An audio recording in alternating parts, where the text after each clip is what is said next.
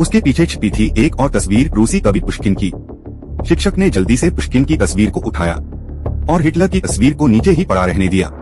तभी एक जर्मन सैनिक क्लासरूम में घुसा और सबसे पहले उसकी नजर हिटलर की गिरी हुई तस्वीर पर गई।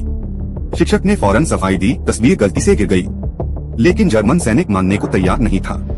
उसने अपनी छड़ी उठाई और आदेश दिया, पुश्किन की तस्वीर को बाहर लाओ। उसने एक स्मारक के सामने पुश्किन की तस्वीर रख दी और उसे कब्र में बदल दिया। फिर अपनी पिस्तौल निकाली और शिक्षक को दी। कहा, अब इस पर गोली चलाओ।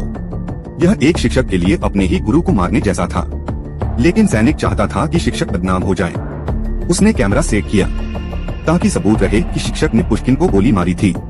शिक्षक ने कांपते हुए हाथ में बंदूक उठाई, पर जैसे ही निशाना साधा, उसने देखा उसके छात्र उसे देख रहे हैं। उसने सैनिक से छात्रों को हटाने की विनती की, लेकिन सैनिक ने गुस्से में उसे पीटना शुरू कर दिया।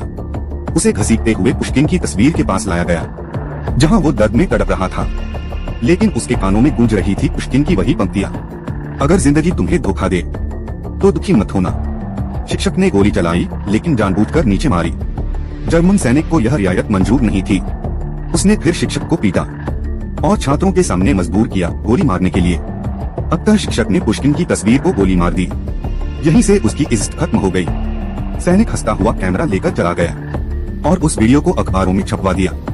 शिक्षक ने अपने प्रतिरोध की टोपी पहन ली और मन ही मन प्रतिज्ञा की, मैं इसका बदला लूंगा। घर लौटते वक्त उसे एक घायल सोवियत पैराट्रूपर अपने गोदाम में मिला। उसी वक्त उसे पता चला कि वो जर्मन सैनिक उसकी पत्नी को चाहता था। अब शिक्षक एक और सोवियत सैनिक की मदद कर रहा था, तो दूसरी ओर उसकी पत्नी को जर्मन अधिकारी उठाकर बर्लिन ले जा रहे थे। गांव का मुखिया उसे रोकता है, अगर भागे तो पूरा गांव नष्ट कर दिया जाएगा। शिक्षक दुविधा में था। बेटा उसे डरपोक कहता है। आखिरकार एक ही रास्ता बचा था। कल गांव में एक जर्मन अफसर आने वाला था, जो असल में एक रूसी था, एक सूटखोर और गद्दार। योजना बनी उसी के भाषण के दौरान उसे मार देना है। लेकिन जब वक्त आया तो शिक्षक हाथ कांपने लगे। उसने गोली नहीं चलाई और अफसर बच गया। फिर सब कुछ खत्म हो गया। पत्नी को बर्लिन भेजा गया। बेटा जर्मन सैनिकों द्वारा ब्रेन वॉश होकर उन्हीं में शामिल हो गया। अब शिक्षक अकेला था। अब वक्त है जवाब देने का। शिक्षक ने फिर से पुश्किन की बात याद की, रूस के लिए लड़ो। उसने अपने पुराने छात्र की जगह से बंदूक उठाई और एक ही गोली में जर्मन अफसर की खोपड़ी उड़ा दी। शोर सुनकर दर्जनों जर्मन सैनिकों ने उस पर गोलीबारी की और वहीं जहां पहले पुश्किन की तस्वीर लगी थी, शिक्षक शहीद हो गया। बेटा दौड़ता हुआ आया और पिता की लाश के पास खड़ा होकर बोर्ड पर लिखा देखा, रूस के लिए लड़ो।